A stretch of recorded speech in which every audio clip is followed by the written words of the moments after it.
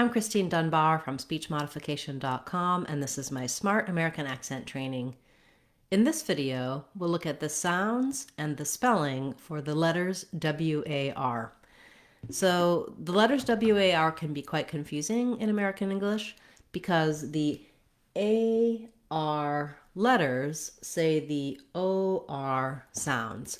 So this is a case where when we have the W and the R together, instead of this sounding like an R, as in car or far, etc., it sounds like or, as in store and chore. So the word war, W-A-R, is pronounced the same as the word war, W-O-R-E, like I wore my clothes to the war. It can help to think of this W-A-R as W-O-R-E if that helps you remember that they have the or sound, the or diphthong. So I've rewritten some other words here that have the A-R spelling, but the O-R sounds. For example, the word warm, you can think of it as the word war plus an sound, warm.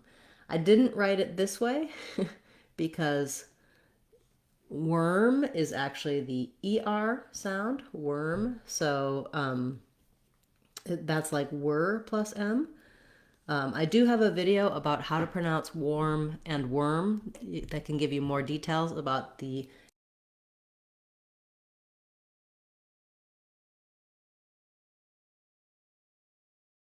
war and M. And then warn and warning, you can think of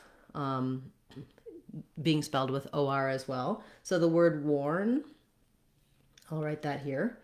I'm going to warn someone of a war is the same as worn, the clothes were very worn. Or, yes, exactly. And then the other place this happens is when we have the letter A with the QU, because QU is really a K and a W sound together. So we still have our WA combination here. It's just spelled differently because of the QU. So a word like quarter or quart, you can think of again as having that OR sound, quarter, rather than quarter. So we have the letters AR, again, saying the sounds OR. This is typically just when there's that W together with the R. Of course, we do have multiple ways of spelling our R diphthongs, and you can check out our Sounds of English course on speechmodification.com for looking at sounds versus spelling.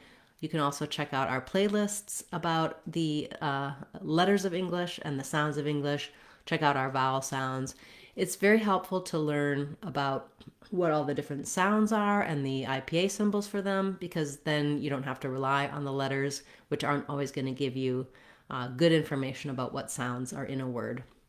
You can also develop your ear for listening for sounds so that you are not necessarily influenced by how the word is spelled, but you can hear which sounds are in the word. All of these resources are available on speechmodification.com. Our courses really help you build a strong foundation to pronounce any word you want accurately and easily in American English. So I hope this helped clear up the mystery about the letters W-A-R and the sounds that they make, how they don't really line up in English. Thanks so much for this request. If you have a request you'd like to see me cover in our Sounds and Spelling series or our Word of the Day series, feel free to let me know in a comment.